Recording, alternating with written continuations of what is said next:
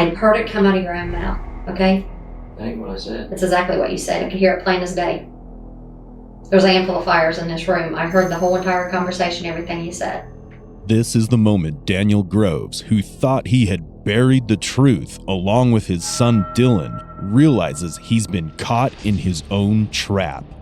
What he didn't realize is the fact that detectives were already ahead of him, and they knew he wasn't the only one responsible for the child's tragic fate. I just talked to him, and he told me that Dylan is dead, and that you guys put him in something and took him up the road off to the right and put him somewhere. He said that you would probably be able to tell us better so we can get him so he's not laying outside, honey. Detectives knew that Dylan's mother, Jessica Groves, could also have contributed to the crime. It was only a matter of time before the detectives unmasked these evil parents.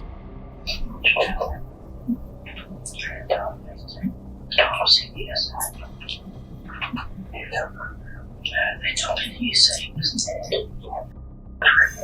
What follows is a gut-wrenching interrogation of a couple who failed not just as parents, but also in covering their tracks and their sick motive behind the death of their 4-month-old child.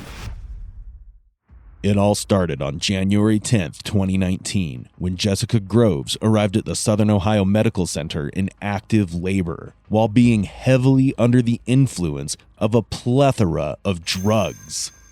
Despite lacking prenatal care, she delivered baby Dylan within 30 minutes.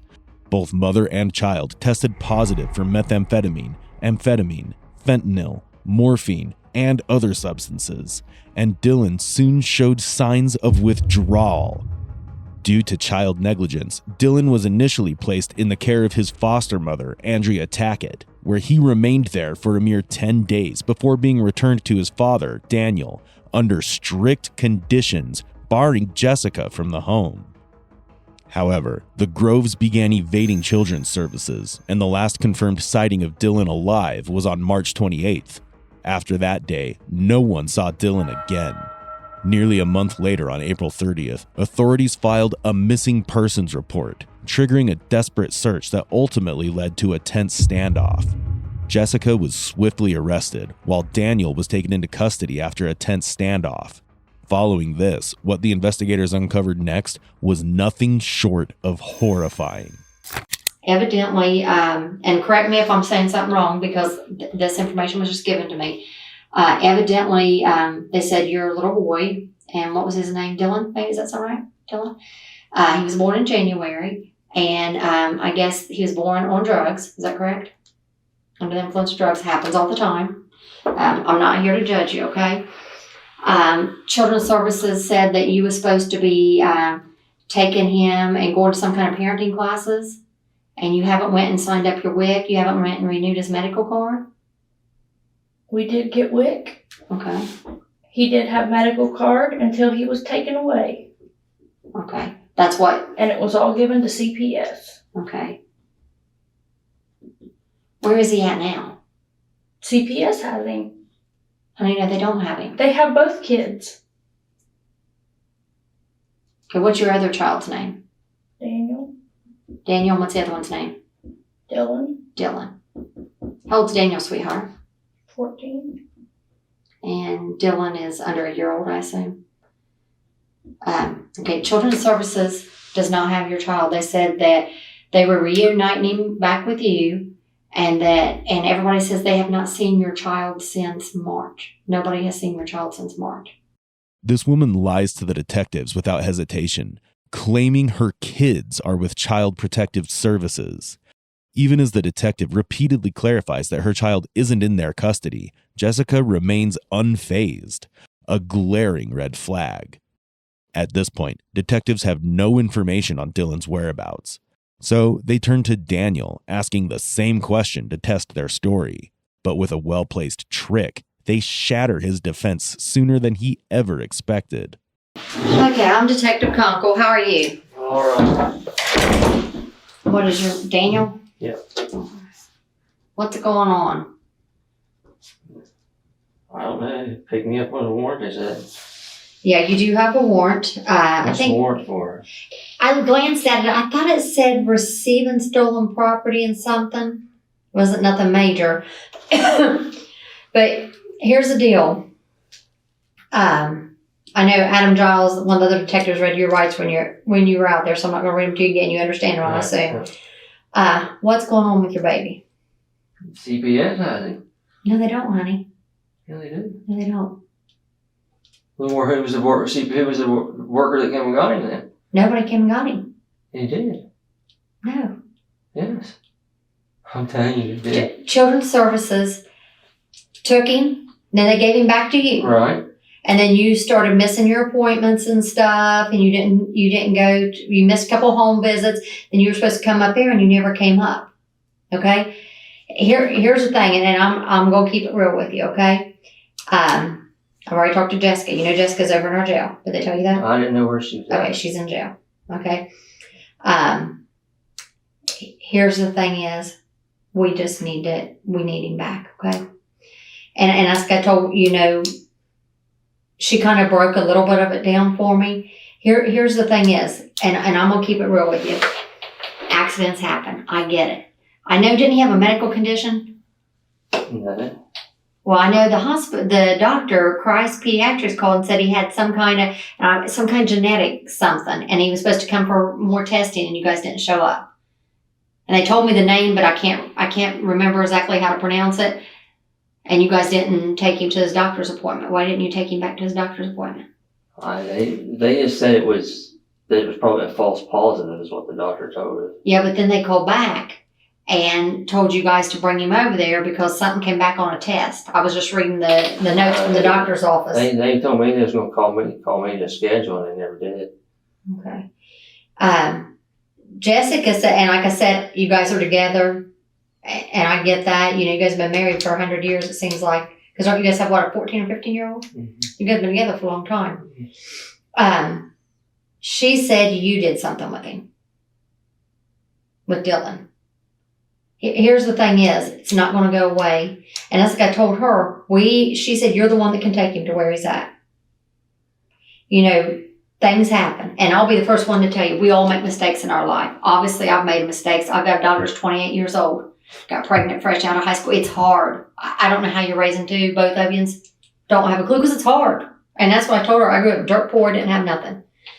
So, I can sympathize. I've never had a drug problem, thank goodness. But, I had a brother that struggled with it. Are you guys still on the dope? Not really. Because you guys were doing heroin, she said. She's worried about you, but she was pretty honest with me. And she said, you're the one that can take us to him. Here's the thing is, I don't have a magic wand.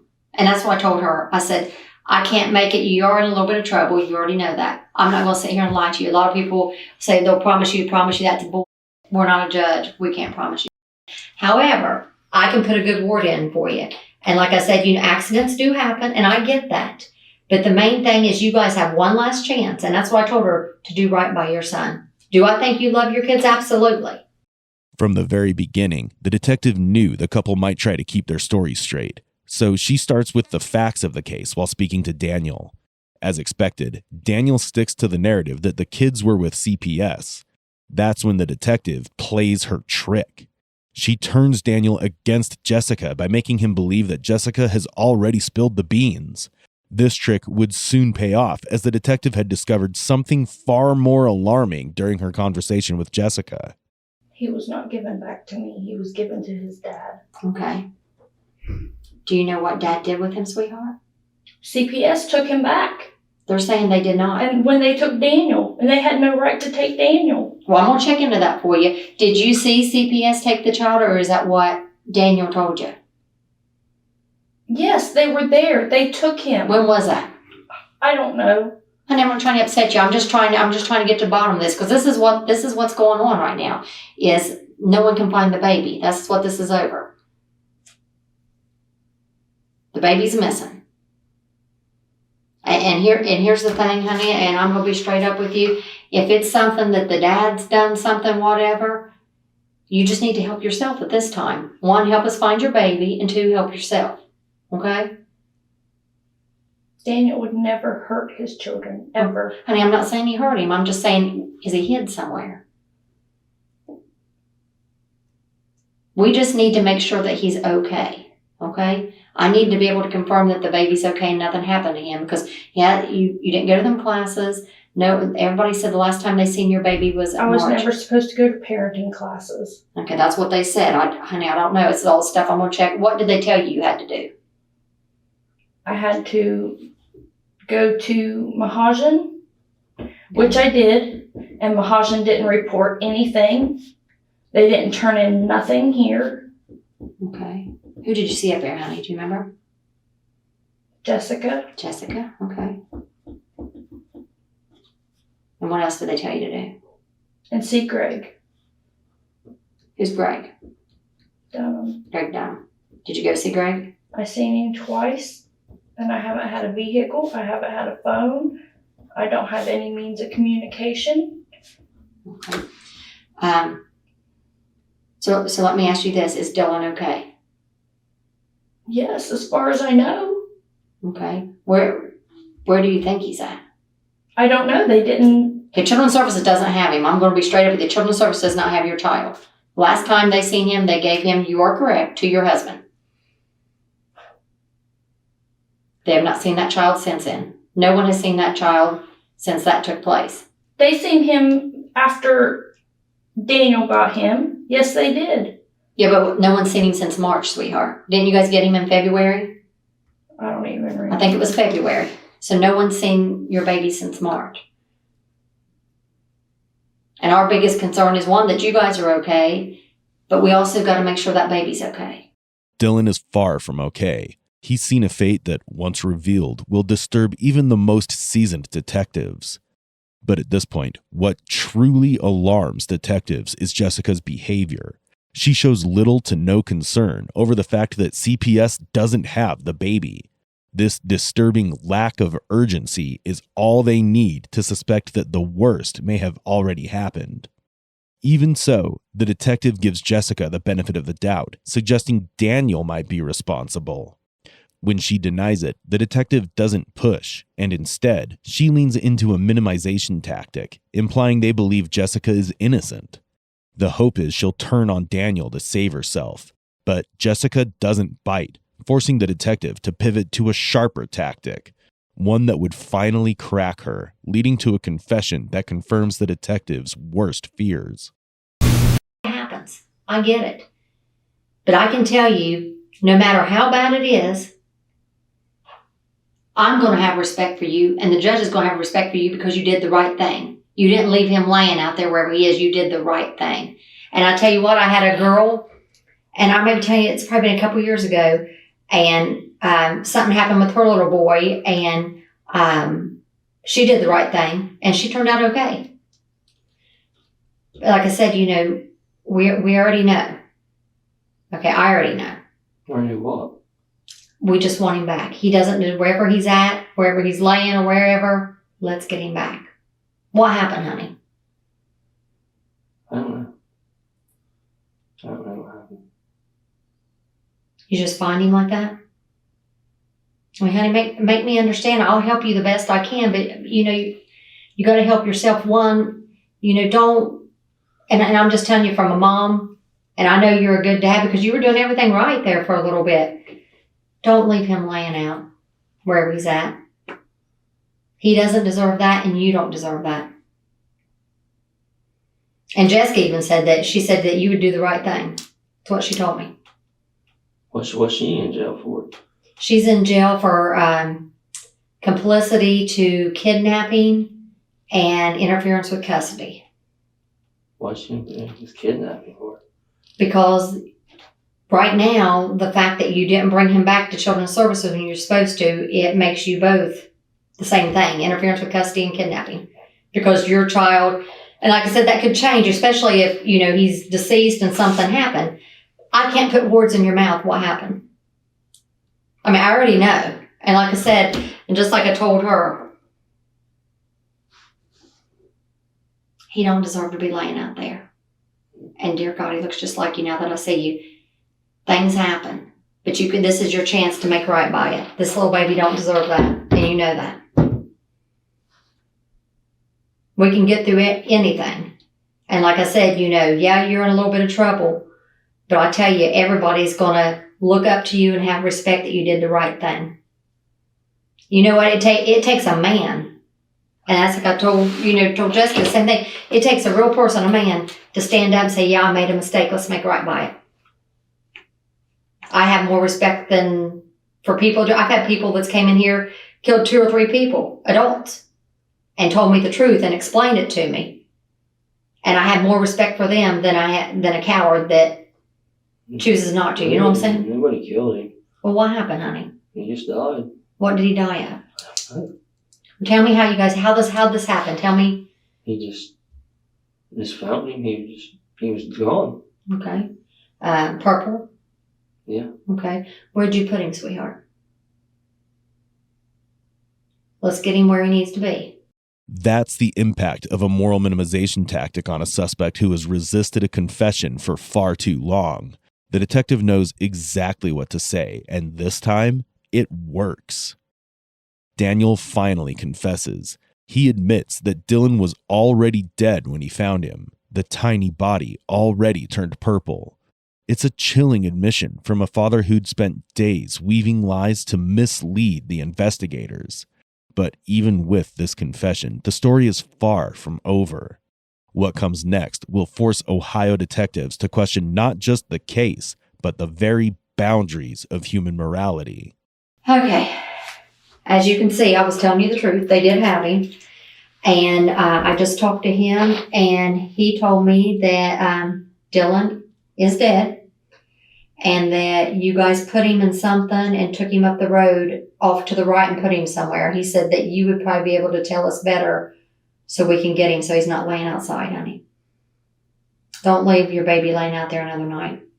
What happened, sweetheart? I done told you what I know. Okay. You didn't tell me the truth. You told me something from Children's Services. He's already told me the truth. Your husband's already told me. The lying's got to stop now. If you want me on your side, trying to help sort this mess out, you got to be honest. Because obviously your husband just was. How long has he been dead? In 2019 alone, Ohio reported 101 child deaths where abuse or neglect played a direct role. These weren't just statistics, they were innocent lives lost to cruelty, silence, and failure. And now, Jessica, who has a documented history of substance abuse, sits in the interrogation room saying nothing as the detective confronts her about the death of her own child and the condition of his remains. Detectives were yet to find if this mother was just a witness or the reason baby Dylan never stood a chance. But to get Jessica to talk, they need to break Daniel's defense first. What comes next is exactly what the detectives wanted to happen. Did he die out there at your trailer? Yep.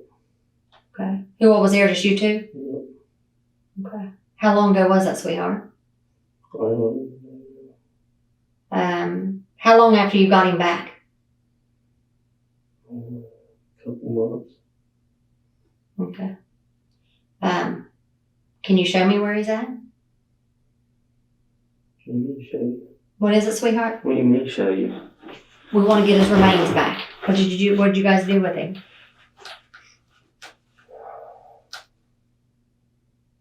Let me talk to my wife.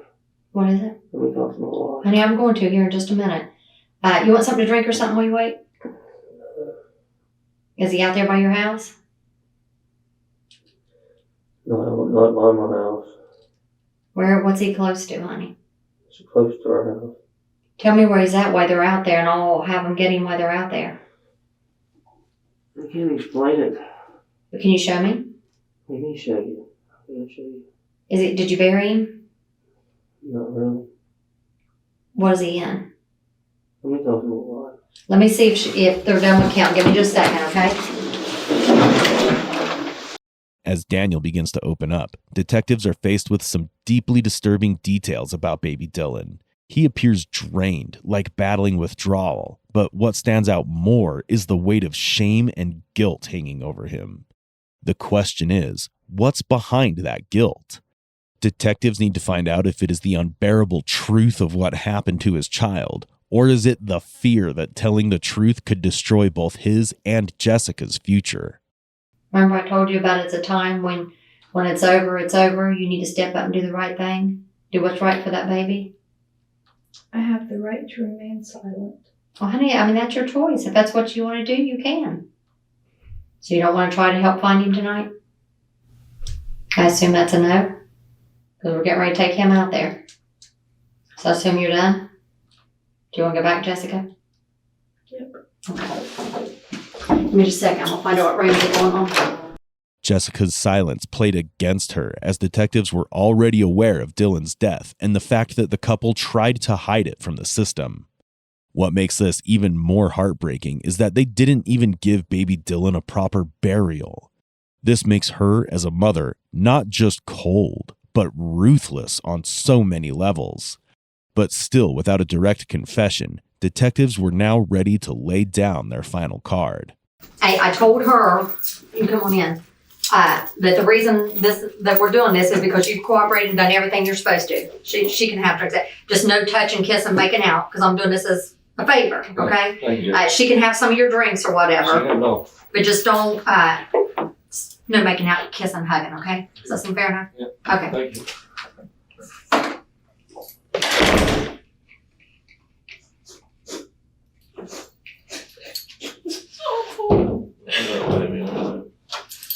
I'm not so fucking worried about you. I've been on her ass for 2 days to see you. But I've been riding him like a mother, man, and I've been pissed. I got pissed at fucking Jody. I told her because she told me the last 2 days I was going to get to see you, and I didn't. I asked and they told me there was absolutely no way that I could see you at all. That men and women were not allowed to see each other, period. Well, Jody promised me the first fucking day after night they brought me in here, I was going to get to see you. And she told me, I could see you in the morning. Well, and then in the morning, then they took me out to the house and had me out there all day. And then we got back, she was supposed to, you know. What'd they have you out to the house for? Whatever.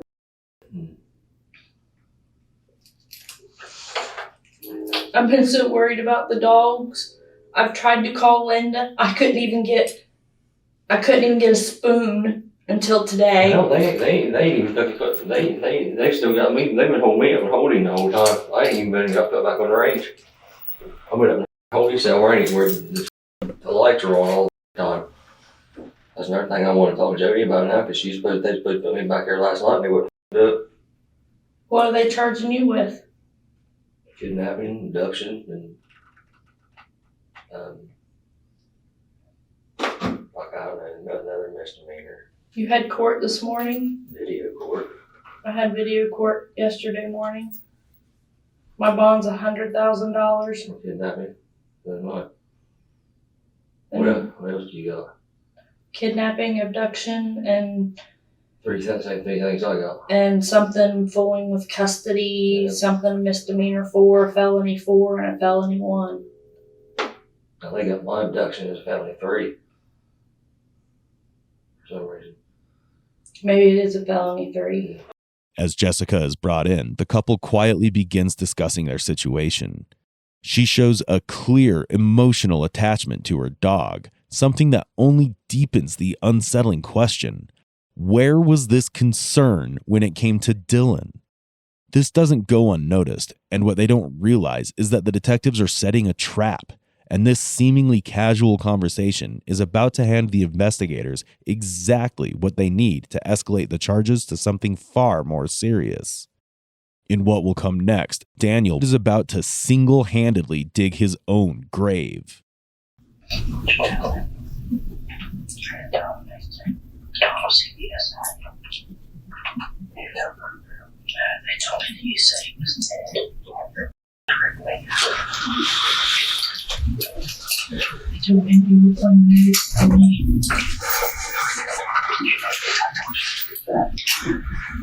They told me that you said he was dead. Wow. They told me that he was dead. I told him as far as I knew, see me Jessica back into me. They told me that he was dead. They didn't have better than I So I told him, I said, well, I'm going to have the right to remain silent. They told me if you told me you was dead. They told you don't think that. They said you don't do everything. They told you that. What were you having? W pod? B. B pod? I'm in a cell by myself. I didn't know. She told me that she thought you was on W pod. They told me that our faces were going to be all over the news Who told you that? and that I was going to be the most hated woman Who told you that? in here, so they put me in a cell by myself to keep me safe. Who told you that? Jody. She said that your face, my face, and Dylan's face would be all over the news. That we were wanted for kidnapping and abduction, and they were looking for our little boy. And that we would be the most wanted people in Scioto County. So they were putting me somewhere safe so that the other women wouldn't, because I was going to be the most hated woman in this place. They took me up there yesterday while we did before he was out. And I took him somewhere which put me in place. First, I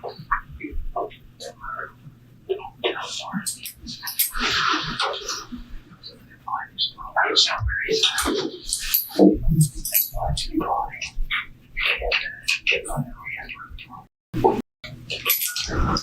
don't know where he's at. I don't think that's things you try to told me. They said that you told me that I would know where he was at more than you. Daniel, in a moment of brilliance, confesses everything to Jessica, proving she was in it all along.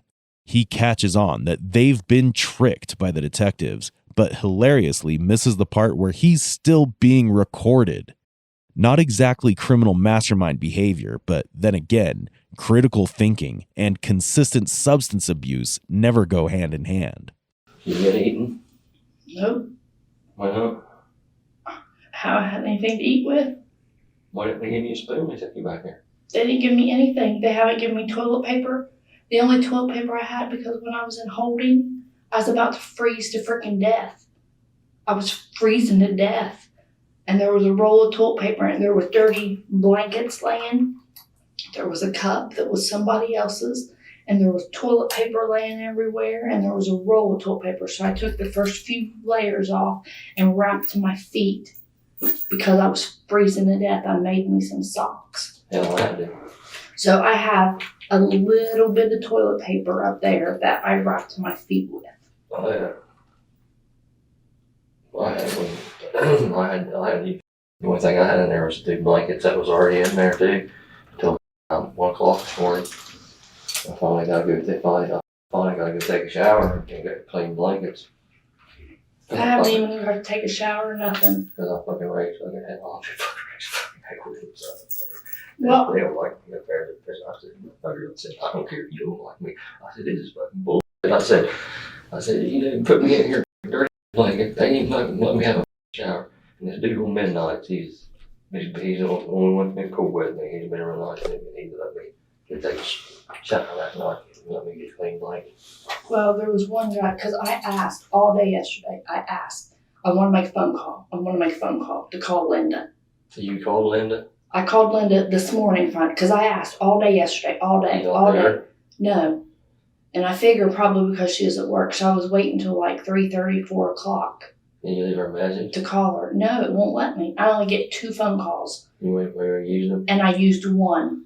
I ain't never used the other one of mine. Well, I was going to tell you, you need to get over to Linda or get over to Phyllis and leave a message and tell them to go in there, to take Daniel in there and go in Humane Society and get Chip and Bella.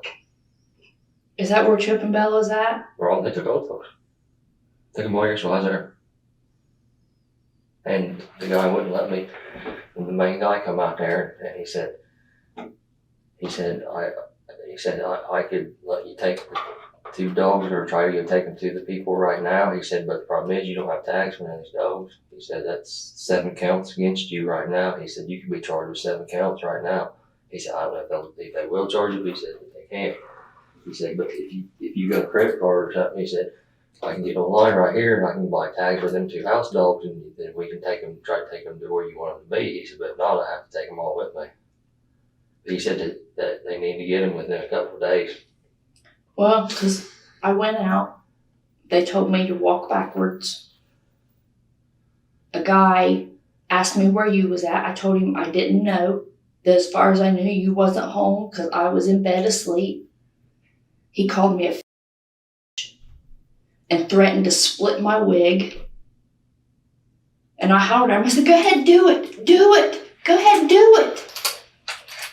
And he said, I would, you, but I have a badge. I said, I don't care, do it. I said, I should just.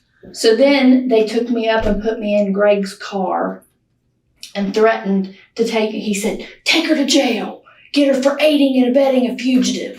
I said, how is he a fugitive? I said, he called his lawyer the day that he was supposed to have court and told her that he could not make it. I don't know why he has a warrant. They wouldn't tell me anything. They didn't have any charges on me, but they were going to get me for aiding and abetting a fugitive because I wouldn't tell them where you were at. I told him, I said, I was in bed. If he came home, I don't know where he's at. And they said, you know he's in there hiding. And they tried to tell me there was 2 males in the house. And I told them, no, there wasn't. I asked him, please, I asked Greg, I said, please take me in the house and let me at least put a bra on and get me some socks and shoes. He said, I ain't going in that house so Daniel can come out shooting at me. I said, Daniel is not a violent person. I said, there is not a violent bone in his body. He would not hurt anybody. He's like, I don't know there ain't guns in the house. I said, there ain't no guns in the house but a BB gun. And I said, and if Daniel's in there, he's hiding and I don't know where he's at because I was asleep. And he said, you mean you didn't get up and tell him to hide or something because he was in bed with you? I said, no, he didn't. Well, where was he at? I said, I don't know. I said, I was in bed asleep. Well, yeah, right. It took you long enough to come out. I said, I had to put clothes on. I said, I reckon I should have just come out in a pair of panties, shouldn't I? He's like, oh, no, we don't want to see that. They took they out come out of my underwear. They brought me in here in my underwear. So they got had. But hell, I'll take fucking left. Because after fucking while, no fucking noise. Did they gas the place? And I looked out, didn't see cars. I mean, I didn't look out hard, but I just looked out. It went by the window. Didn't see no cars. I thought they left. So I laid down in bed and thought I was going to lay down here and chill for a while. So I took my clothes off. I lay down there in bed where I fell asleep. I mean, I literally did fall asleep. And then I at 9 o'clock, it was 9 o'clock, and they picked up a robot. Well, Busted went out of the bedroom. they told, what bedroom? Our bedroom. They told me that they were, because I wouldn't give you up, that they were calling in a SWAT team and that they were going to throw in gas and something else, explosive things, to make the place inhabitable where it couldn't be lived in, and that they were going to tear that place apart. As Daniel and Jessica talk, they paint themselves as victims, claiming they're being held unfairly. Jessica complains about the poor conditions and even brings up her dog, while Daniel vents his frustration over how law enforcement has treated them. But through all the whining, not once did they show guilt or remorse for the death of their own child. Dylan was just 4 months old when he died from neglect. His parents didn't even bury him with dignity. Yet here they are, more concerned about their own comfort than the life they threw away. But in the very next moment, the weight of their senseless crime is laid bare for all to hear. Thank you for being here today. I appreciate You're it. welcome, but you know what? You lied to me. What? Took us to the wrong place where the body was. Why would you lie? Why would you want to hide? You know what? That's a lie. Okay, here, I'm just going to be straight up with you. you're just making things way worse for yourself because you know what you're going to pull around. You know what they're going to indict you for? Involuntary manslaughter. That's what's going to happen. I didn't take you in the wrong place. Yeah, you did. Who said I take you in the wrong place? You took us to the wrong place.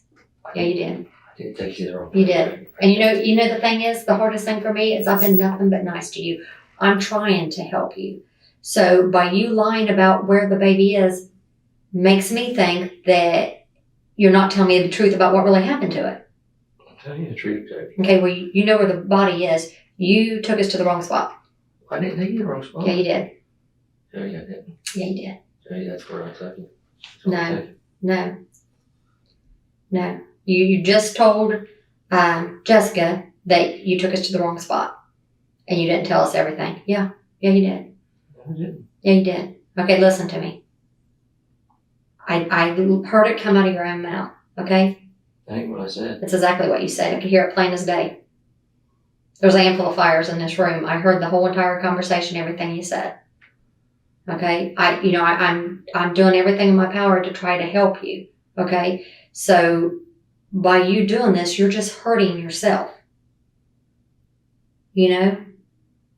And if what you're telling me is correct about how your baby died, you'd have no reason to be doing this. I'm telling you the truth. No, you lied. You lied to me. The truth that Daniel and Jessica tried so desperately to bury didn't unravel through any form of complex investigation. It simply crumbled under the weight of their own carelessness. In the end, it was their careless words, their inconsistencies, and their lack of remorse that exposed them. Ironically, the same thoughtless neglect that cost Dylan his life is what ultimately led to the truth. When the trial finally began in January 2020, the charges spoke for themselves. Jessica Groves faced the harshest list: aggravated murder, kidnapping, child endangerment, tampering with evidence, and gross abuse of a corpse. Daniel Groves, though not the one who delivered the final blow, stood accused as an accomplice, charged with murder, kidnapping, child endangerment, tampering with evidence, and obstructing justice. On January 10th, 2020, what would have been Dylan's first birthday, the court gave the final sentencing. In the end, the verdict delivered the justice Dylan never got in life. Jessica Groves was sentenced to life in prison without the possibility of parole, plus 32 additional years, while Daniel Groves was sentenced to 47 years behind bars.